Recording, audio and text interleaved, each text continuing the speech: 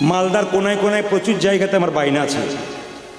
আগামী বছর আমার মোটামুটি মালদা জেলায় 25টা জায়গায় বায়না আছে। 25টা আগামী সিজনে 25 জায়গায় আমার গান আছে মালদাতে। অন্যান্য জেলায় অন্যান্য রাজ্যে আছে। আপনাদের এই মালদা জেলায় কীর্তন করার আস্তে আস্তে এদিকে বাঁ দিকে শব্দ নয়। লক্ষ্মীর প্রিয় খাদ্য কি? মিষ্টি। অলক্ষ্মীর প্রিয় খাদ্য কি? টক এবং ঝাল। অলক্ষ্মীর প্রিয় খাদ্য টক ঝাল, আর লক্ষ্মীর প্রিয় খাদ্য কি? মিষ্টি। এই জন্যে লক্ষ্মী যখন দোকানে রাখবেন আপনি লক্ষ্মী গণেশ মিষ্টি দেবেন, কিন্তু যখনই আপনি অলক্ষ্মী যাতে ঢুকতে না পারে তার জন্য দরজাতে লেবু লঙ্কা টাঙানো হয়। লেবু হচ্ছে টক, লঙ্কা হচ্ছে ঝাল। অলক্ষ্মী ঢুকতে গিয়ে বাইরে যদি খাবার পেয়ে যায় আর ভেতরে ঢুকবে না, ওই জন্য দোকানদাররা কি করে, একবার দোকানের দরজাতেই লেবু লঙ্কা টাঙিয়ে দেয় যাতে লক্ষ্মী খাবারটা বাইরে বাইরে পেয়ে বাইরে বাইরে চলে যায়, ভেতরে ঢুকতে না পারে। অনেক কিছু তত্ত্ব আছে প্রত্যেকটি কথার মধ্যে, শুনতে হবে আপনাদের। মুকুন্দ সরকার বাড়ি গিয়েছে মা। মুকুন্দ সরকার বাড়ি গিয়ে গোপীনাথের চিকিৎসা, গোপীনাথে পুজো করতে লাগলো, গরিবের চিকিৎসা করতে লাগলো। সেই সময় আপনাদের মালদাতে একটা জায়গা আছে গৌর, গৌর বলে একটা জায়গা আছে না? মালদাতে গৌর বলে একটা জায়গা আছে কি? এখানে দেখবেন একজন নবাব ছিলেন, তার নাম হুসেন শাহ। তার পেটে খুব যন্ত্রণা হয়েছে। সে তার কর্মচারীদেরকে বলছে কম্মের করে ভজমের ডেরে, কিচ্ছু বোঝো না তোমরা, হ্যাঁ? আমার যে এত পেটে যন্ত্রণা, একটা কবিরাজ সন্ধান দিতে পারো না? সঙ্গে সঙ্গে একজন বলল, শোনো মহারাজ, তোমার পেটের যন্ত্রণা ভালো হবে, তুমি চলে যাও শ্রীখণ্ডে, গোপীনাথের মন্দির আছে, ওখানে যদি যেতে পারো তাহলে একজন কবিরাজ আছে, তার নাম মুকুন্দ সরকার, চিকিৎসা করলে ভালো করে দেবে। বলছে আমি এখনই যাবো, আর দেরি করবো না। বলছে দাঁড়াও, শর্ত আছে। বলে কী শর্ত আছে? ওর কাছে যেতে গেলে গরিব সেজে যেতে হবে, জমিদার সেজে গেলে হবে না, নবাব সেজে গেলে হবে না। বলছে তাহলে আমি কী করবো? রাজকর্মচারী বলল, তুমি ফকির সেজে যাও, নাম নাও হুসেন ফকির। এত বড় বাংলার নবাব, তিনি কি করলেন? মায়েরা ছেঁড়া জামা কাপড় পরে ফকির সেজে চিকিৎসা করাতে গেলেন মুকুন্দ সরকারের বাড়ি। তো যখন শ্রীখণ্ড গেলেন মালদা থেকে, তখন জিজ্ঞেস করছে, দাদা মুকুন্দ সরকারের বাড়ি কোনটা? একজন বলো ওই যে মন্দিরের চূড়াটা দেখা যাচ্ছে, ওটা মুকুন্দ সরকারের বাড়ি। একজন বলো না গো, কীর্তন হচ্ছে, প্রচুর লোক জড়ো হয়ে আছে, ওই জায়গাটা হচ্ছে মুকুন্দ সরকারের বাড়ি। এখন নবাব কি করলো না, ছেঁড়া জামা কাপড় পরে জানতেই দিল না আমি নবাব এসেছি। সে বলল, বাবা আমি গরিব মানুষ, আমাকে একটু জায়গা করে দাও, তবে একটু যাই।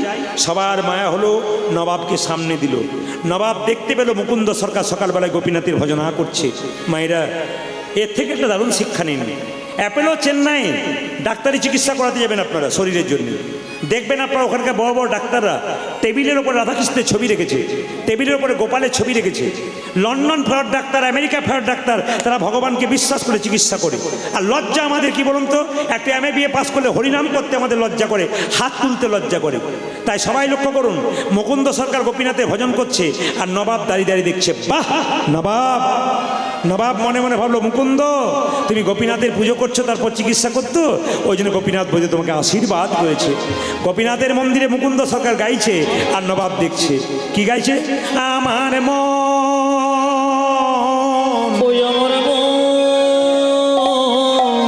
মনে মনে বলছে, ওগো গোপীনাথ, আমার তো টাকা পয়সা নাই তোমাকে সুন্দর মন্দির তৈরি করে দেবো, তবে যদি কারো টাকা পয়সা না থাকে তবে মন মন্দিরে গোবিন্দকে রাখা যায়। আমার মন মন্দিরে তুমি মদন মোহন, দাঁড়াবে গো আসি ডাকি যা উলধ্বনি। আমার মন মন্দিরে মদন মোহন, দাঁড়াবে গো আসি ডাকি। আপনার চশমা পরে আসুন, আপনি এদিকে আসুন। ওই যে বয়স্ক, আর এদিকে আসুন। ওই কেন ওখানে? না না ওখানে নয়, মুকুন্দ সরকার ডাকছে নবাবকে।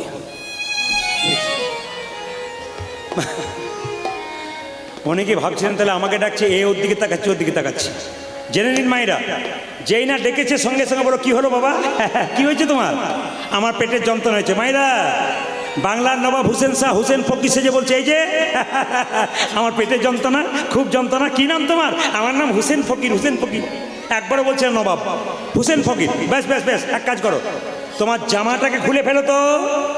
বাংলার নবাব মনে মনে ভাবছে, জামা আমাকে খুলতে বলছে, পেটের যন্ত্রণা যদি ভালো না হয় বুঝবে বেটা আমি কে এসেছি।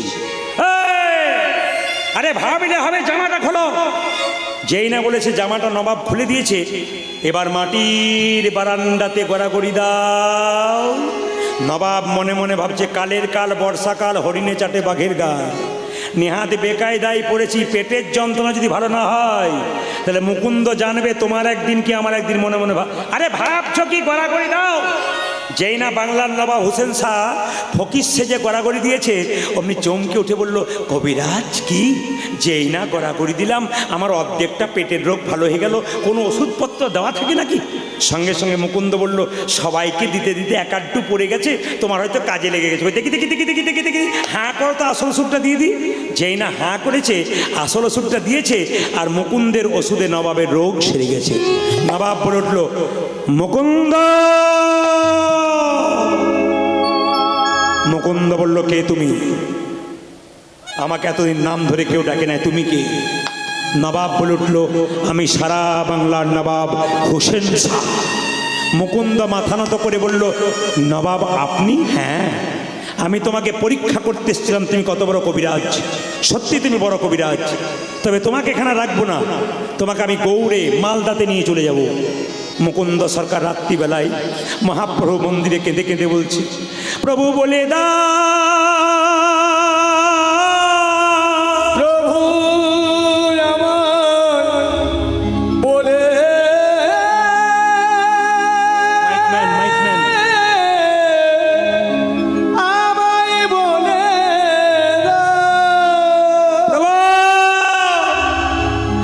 সারা বাংলা চিকিৎসা করি, আমি কি করে নবাবের বাড়িতে যাব? আমাকে ব্যবস্থা করো, আমি কি করে যাব? রাত্রিবেলায় মহাপ্রভু আকাশবাণী করে বলল, মুকুন্দ তুমি এক কাজ করো, নবাবের বাড়ি যাও। ঈশ্বর যা করে তা, জোরে বলুন, ঈশ্বর যা করে তা, জোরে বলবেন। অনেকে ভয়ে বলছে না, ঈশ্বর যা করে তা। আচ্ছা, আপনার ছেলে সারা বছর পড়াশোনা করে পরীক্ষায় ফেল মেরেছে, ঈশ্বর যা করে তা। এখন বলছেন মঙ্গলের জন্য, ঘরে গিয়ে কেউ বললে দেখবেন কি হয়। ঈশ্বর যা করে তা মঙ্গলের জন্য হয়। এইদিকে এখন যদি বৃষ্টি নেমে যায়, ঈশ্বর যা করে তা। আপনারা তো দিব্যি বলছেন মঙ্গলের জন্য, কমিটির কি অবস্থা হয়? হরে কৃষ্ণ। ঈশ্বর যা, এদিকে এদিকে মায়েরা, ঈশ্বর যা করে তা মঙ্গলের জন্য। প্রমাণ দেখে নিন একটা। একজন রাজা আর মন্ত্রী একদিন বনে যাচ্ছে শিকার করতে। মন্ত্রী, রাজা আগে আগে, মন্ত্রী পেছন পেছন। যেতে যেতে রাজা হঠাৎ জোরে পাথরে হোঁচট খেয়েছে, আর মন্ত্রী বলছে, ঈশ্বর যা করে তা মঙ্গলের জন্য করে, যা করে। রাজা মনে মনে ভাবছে, বেটা আমার খাচ্ছে আমার পড়ছে, আর বলছিস আমার খাচ্ছিস আমার পড়ছিস, আমার পা ফেটে রক্ত বেরিয়ে গেল, আর তুই বলছিস ঈশ্বর যা করে তা মঙ্গলের জন্য করে। কে আছিস? মন্ত্রীকে বন্দি কর। মন্ত্রীকে বন্দি করে রাখা হলো বাবা। আর সঙ্গে সঙ্গে রাজা একাই বনে গেল। গভীর বনে ঢুকে গেছে, কোথাও কেউ নাই, একটি মা কালীর মন্দির, প্রত্যেক দিন একটা করে মানুষ বলি দেওয়া হয়। আজকে কাউকে খুঁজে পাই নাই, পাবি তো পা রাজাকেই পেয়েছি। রাজাকে ধরে মা কালীর মন্দিরে যে না বলি দিতে যাচ্ছে। জয় মা। কি হয়েছে কি হয়েছে? মায়েরা, সামনে কালী পূজা আসছে। পাঁঠা ছাগল যখন বলি দেওয়া হয়, খুঁত হয়ে গেলে আর হয়? খুঁত হয়ে গেলে হয়? রাজাকে বলি দিয়ে যাচ্ছে, পায়ের মধ্যে হোঁচট খেয়েছে, তখন টেনে বের করে বলছে, বের কর বেটাকে, বের কর। চিনতে পায় না, রাজাকে তাড়িয়ে দিয়েছে। রাজা মনে মনে ভাবছে রাস্তায় যেতে যেতে, মন্ত্রী তুমি যা বলেছো ঠিক বলেছো, ঈশ্বর যা করে তা মঙ্গলের জন্য করে, ঈশ্বর যা করে তা। সঙ্গে সঙ্গে বলছে, তুমি যা বলেছো মন্ত্রী ঠিক বলেছো, কে আছিস? মন্ত্রীকে মুক্তি দে।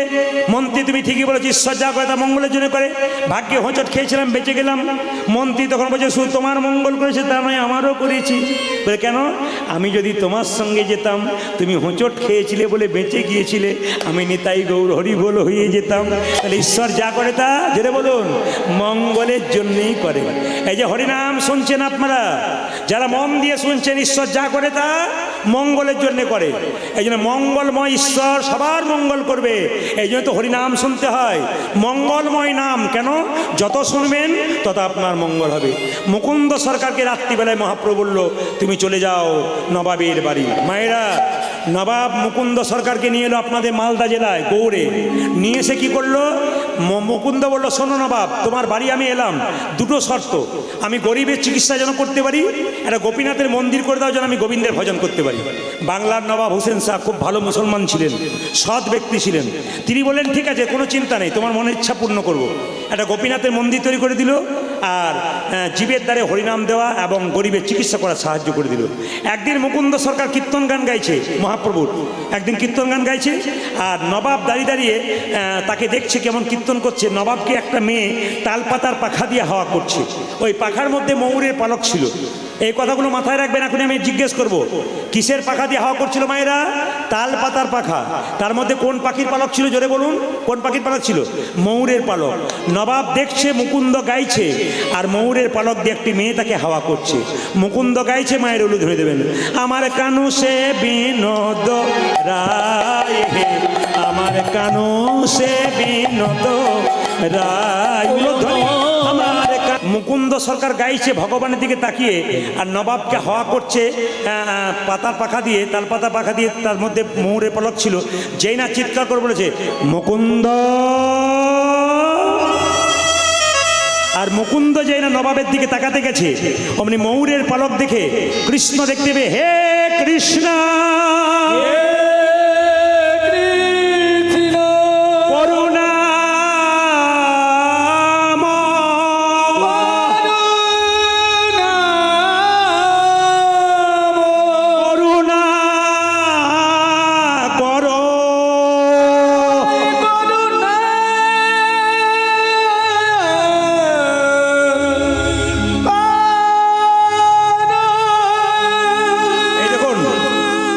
নবাবের দিকে তাকাতে মুকুন্দ সরকার অজ্ঞান হয়ে গেল ময়ূরের পালক দেখে।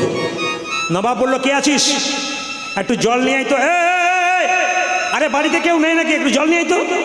যে না জলটা এনে মুকুন্দের মুখে দিয়েছে, মুকুন্দের জ্ঞান ফিরে গেছে। নবাব বলল মুকুন্দ তুমি অজ্ঞান হয়ে গেলে কেন আমার দিকে তাকিয়ে? মুকুন্দ মনে মনে ভাবলো জীবনে মিথ্যা কথা বলি নাই, তবে আজ একটা বলবো। তুমি তো মুসলমান, আমি তো হিন্দু, আমার কৃষ্ণ অনুরাগের কথা তুমি কি করে জানবে? তোমার ওই ময়ূরের পলক দেখে আমি কৃষ্ণ দেখতে পেয়েছিলাম, তাই তুমি অজ্ঞান হয়ে গেছিলাম। কিন্তু বাইরে কি বললো জানেন? ও আমি অজ্ঞান হয়ে গেছিলাম কেন জানো নবাব?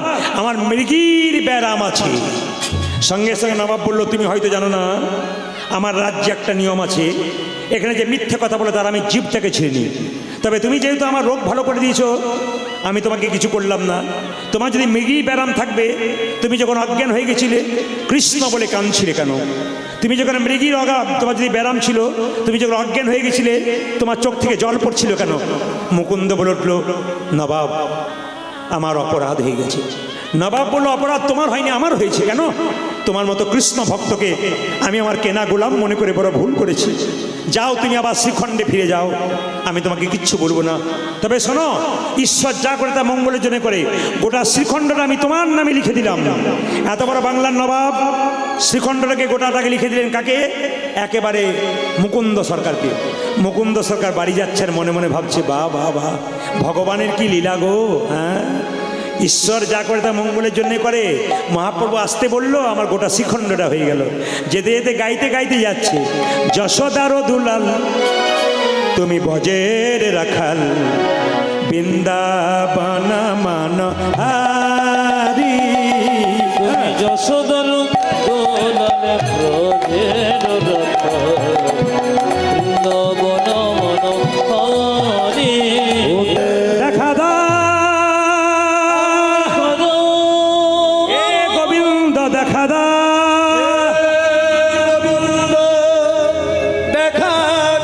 হে গোবিন্দ, দেখা দা।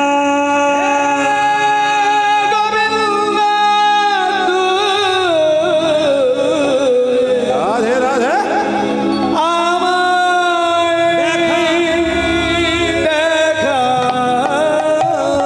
মায়েরা মায়েরা শুনবেন, মুকুন্দ সরকার বাড়ি ফিরে এলো। আশ্চর্য, তার স্ত্রী চিৎকার করে বলল স্বামী তুমি যেদিন থেকে গেছো নবাবের বাড়ি, সেদিন থেকে আমি চোখে ভালো করে দেখতে পাই না, কানে শুনতে পাই না, হাতগুলো জ্বালা করে, পাগুলো জ্বালা করে। এ কি আমার হলো গো,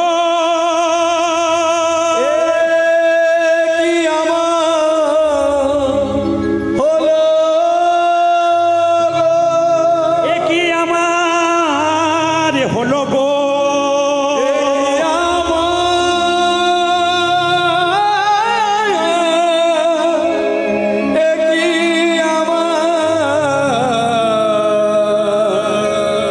হলো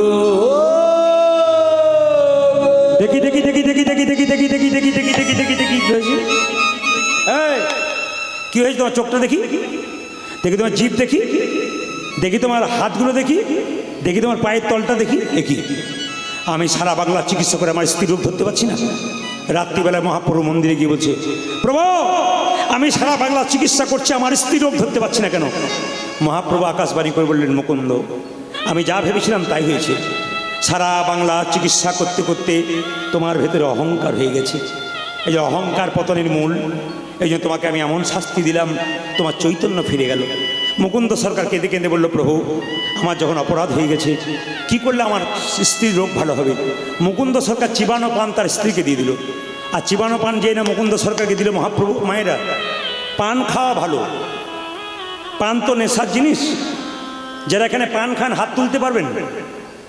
অনেকে ভয়ে তুলছে না। পান খান। এই পানের জন্ম কোথা থেকে? যখন সমুদ্র মন্থন হয়েছিল তখন অমৃত উঠেছিল। অমৃতের ভাণ্ড দেবতা অসুরদের মধ্যে কারাকারি চলছিল। একটুখানি অমৃত মাটির মধ্যে পড়ে গেল মা, ওর থেকে সৃষ্টি হলো পান গাছের। এই যে শুধু পান যদি খান তাহলে ভালো, আর পানের সঙ্গে জর্দা দোক্তা এইসব খেলে কিন্তু নিতাই গৌর হরি বল। শুধু পান খেলে অমৃতের মতো লাভ। মহাপ্রভু খেত, সন্ন্যাসের পরে মহাপ্রভু আর পান খায় নাই, তার আগে খেয়েছিল। তো মায়েরা কিছু মনে করবেন না। পান কিসে কাজে লাগে? পুজোর সময়। পান দীক্ষা নেওয়ার সময় কাজে লাগে। আর পান কখন কাজে লাগে? মেয়ের বিয়ের সময়। দেখবেন স্বামী এসেছে, মানে ছেলে বিয়ে করতে গেছে, আর মেয়েটাকে চোখে পান দিয়ে কপাক ঘুরানো হয় না? জোরে বলুন, কপাক ঘুরানো হয় 7 পাক আসতে। আচ্ছা মায়েরা বলতে পারবেন পান ঢাকা দেওয়া হয় কেন বিয়েতে? কার কার বিয়ে হয়েছে হাত তুলে বলুন। যার হয় নাই তার বলার দরকার নেই। অনেক মায়েরা ভাবছে যদি আমি জানবো তাহলে তোমাকে কেন ডাকবো। জেনে নিন পান ঢাকা দেওয়া হয় কেন। এইদিকে বিয়ের সময় যারা পান ঢাকা দিয়েছিলেন আপনাদের মনে নাই, আজকে মনে করিয়ে দিই। পান কেন, শাস্ত্রের কথা, পান কেন ঢাকা দেওয়া হয়? পান ঢাকা দিলেন মানে পানটি সরিয়ে স্বামীর মুখ দেখলেন, পান হলো যোগমায়া। এই পানটি সরালেন মানে স্বামীর সঙ্গে মায়ার যোগ হলো, আমি তোমার তুমি আমার। এই পানটা সরালেন, তখন থেকে মায়ার যোগ হয়ে গেল। পান হচ্ছে যোগমায়া। এই কথাটি এক জায়গায় পরশু তারিখে বলেছি। এক ভদ্রলোক বয়স্ক লোকের বাড়িতে বাসা, তিনি বললেন, বাবা প্রদীপ তুমি যে বললে পান সরালে মায়া হয়, তো আমার 3টে ছেলে 3টে বউ মায়া আয়নায় খালি ঝগড়া করে করে বেড়াচ্ছে। বললাম কাকা বাবু মায়া থাকবে কি করে? পান ঢাকা দেবার আগে কতবার রাস্তাতে দেখা হয়ে যাচ্ছে, ওই জন্য আর মায়া নাই। আবার দেখবেন, কিছু মনে করবেন না বাবা, অপরাধ নেবেন না যারা কীর্তন শুনছেন, আমার দিকে তাকান, বাস্তবের সঙ্গে মিল আছে, তাকান আমার দিকে। বিয়ে যখন হয় তখন দেখবেন মালা বদল হয় না? জোরে বলুন হানা না। এই যে মালা বদল যখন হয় তখন কাপড়টা মাথা দিয়ে ঢেকে দেওয়া হয়, মাথাটাকে ঢেকে দেওয়া হয়, আর ভেতরে ওরা দুজনে মালা বদল করে। কিন্তু বিয়ের পরও অনেক মেয়ে দেখবেন খালি, কেন বলুন তো? তার জন্য দায়ী কে? যখন মালা বদল হচ্ছে একটা শুভক্ষণ স্বামী স্ত্রীর মধ্যে, একটা মালা বদলের শুভক্ষণ, স্বামী স্ত্রীর দিকে তাকাবে, স্ত্রী স্বামীর দিকে তাকাবে, সেই সময় কাপড়টা এরকম করে নিয়েছে, আর ভেতর থেকে একজন ক্যামেরাম্যান বলে এই দিকে তাকাও, এই দিকে। বলুন তো শুভ দৃষ্টিটা কার দিকে হওয়ার কথা ছিল, কার দিকে হলো? আর স্বামীর দিকে তাকায়। এ আমার ক্যামেরাম্যান আছে, ভয়ে পালিয়ে গেছে, দাদা এই সময় কথাটা বলবে না। ক্যামেরাম্যান যত না ক্যামেরাম্যানদের আমি অপরাধ নিচ্ছি না, মানে গন্ডগোলটা বিয়ে হচ্ছে, শুভক্ষণ স্বামী স্ত্রীর দিকে তাকাচ্ছে, মালা দিচ্ছে, তখন এইদিকে ওইখানেই গন্ডগোল করেছে। না এটা বাইরের কথা বললাম আপনাদের মজা দেবার জন্য। একটু লক্ষ্য করুন মায়েরা, মুকুন্দ সরকারের স্ত্রীর পেটে চিবানো পানটা খাওয়ার সঙ্গে সঙ্গে বাচ্চা এলো। অনুকূল ঠাকুর বললেন মেয়েদের পেটে বাচ্চা হলে কয়েকটা নিয়ম পালন করতে হয়। এই ঠাকুর পরম প্রেমময় অনুকূল ঠাকুরের শিষ্য বা শিষ্যা এখানে অনেকেই আছেন। একটু ঠাকুর নিয়ে আমাকে অনেকে বলতে বলেছেন। আমার ইউটিউবের মাধ্যমে আপনারা দেখবেন যত অনুকূল ঠাকুরের আশ্রম আছে সব আশ্রমে আমার প্রায় গান হচ্ছে, প্রত্যেক জায়গাতে। বড় বড় আশ্রম যেগুলো, সেগুলোতে আমি গান করছি পরম প্রেমময় ঠাকুরের কাছে। তো ঠাকুরের সম্বন্ধে একটু বলে দিই।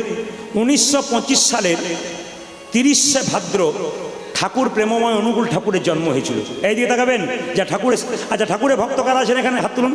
ঠাকুরের শিষ্য? ও বাবা, প্রায় তো 75-80% হাত নামান। অনুকূল ঠাকুর জন্ম নিয়েছিল 1925 সালে 30শে ভাদ্র। এইদিকে ভাদ্র মাসটা পালন করেন আপনারা 30শে ভাদ্র। বাংলাদেশের পাবনা জেলায় হেমায়েতপুর বলে একটা গ্রামে জন্ম নিয়েছিল। জন্মের পরে ছেলেটা যত বড় হতে থাকে মায়ের প্রতি ভক্তি, বাবার প্রতি ভক্তি বেড়ে যায়।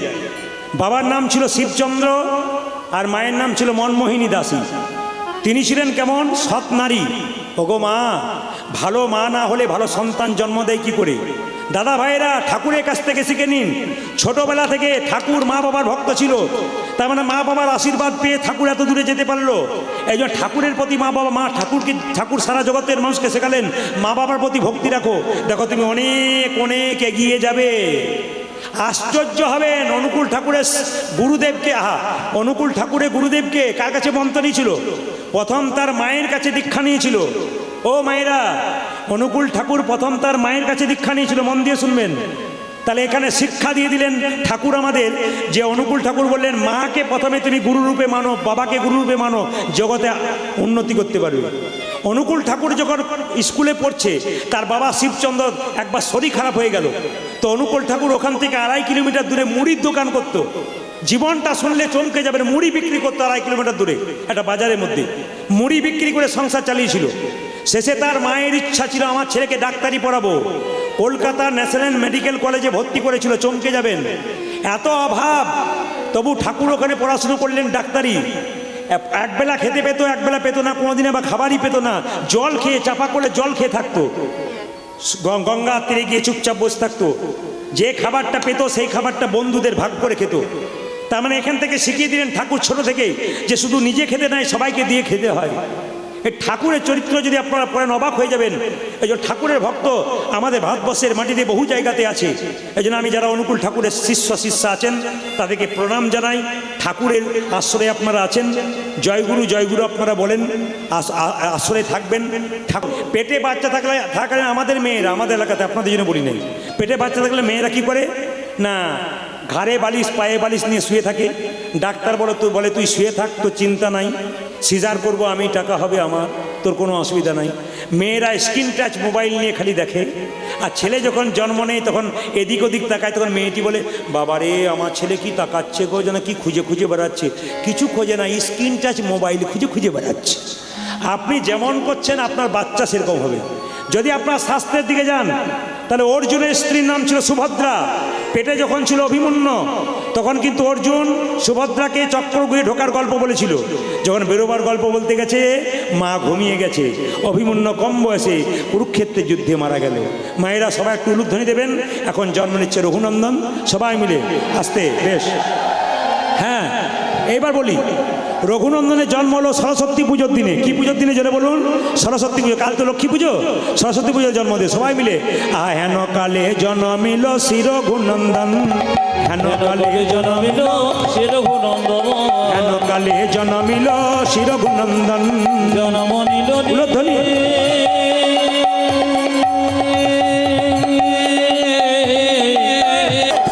খবর রেখেছ? সরস্বতী পুজোর দিন তোমার ছেলে হয়েছে। আমার ছেলে আনন্দ ধরে না, আনন্দ ধরে না, আনন্দ ধরে না, আনন্দ ধরে না, মুকুন্দ দাসের মনে আনন্দ ধরে না। ও যে মুকুন্দ দাসের মনে পুত্রের বদন মাইকম্যান মাইকম্যান পুত্র বদনে মুকুন্দ দাসের মনে পুত্র বদনে মুকুন্দ দাসের মনে পুত্র বদনে আনন্দ ধরে না। মুকুন্দ দাসের আজি আনন্দিত মন। মুকুন্দ দাসের আজ আনন্দে। বেশ বেশ, একটা নতুন কথা বলবো, আপনারা শুনলে চমকে যাবেন। বাচ্চা জন্ম নিলে মুখে কি দিতে হয়? নিম পাতা। জোরে বলুন। নিম পাতা নয় নাকি? মধু। আচ্ছা, কারো আন্দাজ আছে মধু দিলে কি হয়? মিষ্টি মিষ্টি কথা বলে। একজন মা হাত তুলে বলুন তো আপনার ছেলে বড় হয়ে কি মিষ্টি মিষ্টি কথা বলছে? মা গো ভাবরি। এখন দেখবেন ছেলেরা বড় হয়ে কি বলে? চুপ করে খালি চুপ, মিষ্টি কথা বলছে। আসলে বাচ্চা জন্ম নিলে মধু দেওয়া হয় কেন, সবাই সত্য কথাটা জেনে নিন। যদি কোনো বাচ্চা জন্ম নিয়ে কান্নাকাটি না করে, ডাক্তারবাবু থাপ্পড় মেরে মেরে কান্না করে কেন? যে বাচ্চা কান্নাকাটি না করে ওটা সুস্থ বাচ্চা নয়। বাচ্চা জন্ম নিয়ে মায়ের দুধ পান করতে পারে না, তখন কি করে? একটু মধু দেওয়া হয় বাচ্চার কান্না বন্ধ করার জন্যে, মিষ্টি কথা বলার জন্য নয়। তবে কখন মধু দিলে মিষ্টি কথা বলবে? পরাশর গৃহসূত্রকার, গভীর গৃহসূত্রকার দুটো শাস্ত্র আছে। এই শাস্ত্র থেকে আমি আপনাদের বললাম বাচ্চাকে মধু দেবেন কখন। বাচ্চা জন্ম নেবার পর কদিন পর আপনারা আতুর ঘরে যান, আতুর ঘর থেকে যান, জোরে বলুন 21 দিন। 21 দিন পর আতুর ঘর থেকে বাচ্চাকে নিয়ে গিয়ে স্নান করিয়ে মন্দিরে শুয়ে বাচ্চার মুখে মধু দিয়ে ভগবানকে বলতে হয়, প্রভু আমার ছেলে যেন মিষ্টি মিষ্টি কথা বলে। আপনারা একজন হাত তুলে বলুন তো কে বলেছেন? এই জিনিসটা আপনাদের জানা নেই। বলছে আতুর ঘর থেকে 21 দিন পর যখন যাবেন বাচ্চাকে মধু দিয়ে স্নান করিয়ে ভগবানের কাছে প্রার্থনা করতে হবে। আর পরাশর গৃহসূত্রকার বলে একটা বই আছে, তাতে বলছে যে বাচ্চাকে কখন মধু দেবেন? অন্নপ্রাশনের সময় পরমান্ন প্রসাদ দেবার আগে একটু মধু মুখে দিয়ে ভগবানের কাছে প্রার্থনা করতে হবে, প্রভু আমার ছেলে যেন মিষ্টি মিষ্টি কথা বলে। এই কাজটা করলে আপনার ছেলে মিষ্টি কথা বলবে। আগামীতে আপনাদের বাচ্চাদেরকে মধু দেবেন কোন সময়? 21 দিন পর, অশৌচ থেকে যাওয়ার পর। আর একটা দেবেন কখন? অন্নপ্রাশনের সময়। শাস্ত্র বলছে 100% বাচ্চা মিষ্টি মিষ্টি কথা বলবে। এখন দেখুন, লক্ষ্য করুন, সরস্বতী পুজোর দিন কোথাও মধু নাই, মধু কোথায় পাবে? তাই সঙ্গে সঙ্গে মুকুন্দ সরকার বলল মধু তো দিতে হয়, টাকা পয়সা তো আছে কিন্তু দোকান তো খোলা নেই, আমি ওই মধু দিলাম, তাতে কি হবে? 2 কানে শোনাইল মধুর হরিনা, আজ 2 কানে শোনাইল মধুর হরিনাম, 2 কানে শোনাইল মধুর হরিনা, আজ 2 কানে শোনাইল মধুর হরিনাম, হরিনামে শোনালো, হরিনামে শোনালো, হরিনামে শোনালো, হরিনামে শোনালো, সংসারের কথা শোনার আগে হরিনামে শোনালো, সংসারের কথা শোনার আগে হরিনামে শোনালো, সংসারের কথা শোনার আগে নামময় দাহ, সংসারের কথা শোনার আগে নামময় দাহ, আজ নামময় দেহ হলো, আজ নামময় দেহ হলো, আজ নামময় দেহ হলো, হরিনামে শোনালো, 2 কানে শোনাইল মধুর হরিনাম। ও যে 2 কানে শোনাইল মধুর হরিনাম। এবার বলুন তো বাচ্চাটা কি বার জন্ম নিল? বৃহস্পতিবার দিন। পুজো কি ছিল? সরস্বতী পুজো। মায়েরা সরস্বতী পুজোর দিনে বাচ্চা জন্ম নিলে কি বলি? মা ইঞ্জিনিয়ার করো, ডাক্তার করো, মাস্টার করো। কিন্তু বাবা কি বললো? না না, আশীর্বাদে করো মা, আশীর্বাদে করো মা, আশীর্বাদে করো ওই মা। সময় আশীর্বাদে কটো এই যেমন বাবা তার তেমন চাওয়া, যেন ভাগবতে পড়তে পারে, আশীর্বাদে করো মা। ভাগবতে পড়তে পারে, আশীর্বাদে করো মা, যেন সংকীর্তন গাইতে পারে, আশীর্বাদে করো মা। সংকীর্তন গাইতে পারে, আশীর্বাদে করো মা। ভাগবতে পড়তে পারে, আশীর্বাদে করো ও মা। যেন ভাগবত পড়তে পারে, আশীর্বাদে করো যেন মা। সংকীর্তন গাইতে পারে, হরি হরি হরি যেন ভাগবতে পড়তে পারে, হরি হরি হরি বলে, সংকীর্তন গাইতে পারে, হরি হরি হরি যেন বলে, ভাগবতে পড়তে পারে, হরি হরি হরি যেন বলে, সংকীর্তন গাইতে পারে। আশীর্বাদে করো মা। 2 কানে শোনাইল মধুর হরিনাম। যে 2 কানে শোনাইল। মধুর ভাইরা, হরিনাম। এই যে জন্ম নিল মুকুন্দ সরকারের ছেলে রঘুনন্দন, ইনিকে কামদেব মদন, কামদেব মদনের 5টা বান ছিল, সবাইকে মারতে মারতে একবার কৃষ্ণকে মেরেছিল। কৃষ্ণ বলল, কামদেব আমার দেওয়া বান তুমি আমাকে মারলে, অভিশাপ দিলাম তোমার মর্তকুলে পৃথিবীতে জন্ম হোক। কামদেব মদন বলল, প্রভু অভিশাপ যদি দিলে মর্তকুলে জন্ম হোক, আশীর্বাদ দাও যেন তোমার চরণ লাভ করতে পারি, তোমার সেবা করতে পারি। ভগবান বলে, তুই তো খুব চালাক রে, আমাকে যেতে হবে তবে তো তুই যাবি। তাই ভগবান গোপীনাথ রূপে এলেন, আর রঘুনন্দন এলেন কি, যিনি কামদেব তিনি রঘুনন্দন রূপে এলেন। পদকর্তা বললেন, আহা ব্রজের অনঙ্গ ধরিয়া অঙ্গ, ব্রজের অঙ্গ ধরিয়া অঙ্গ, ব্রজের অনঙ্গ ধরিয়া অঙ্গ, গৌরে অল গৌর সঙ্গ, গৌরে গৌরে অল গৌর সঙ্গ, গৌরে গৌর সঙ্গ, ভকতি ভূষণ ভকতবে, ভকতি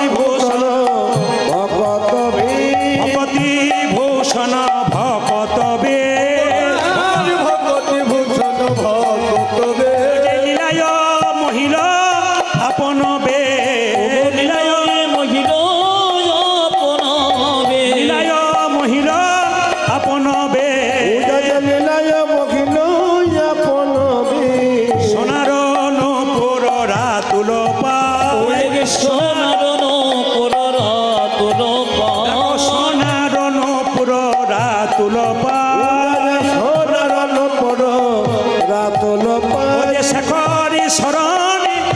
লইন তাই শেখরে শরণে রইল ও যে শেখরে শরণ লইন তাই শেখরে শরণ শরণ নীলা শরণে নিল শরণ নীলা ও যে রঘুনন্দনের শ্রীচরণে শরণ নীলা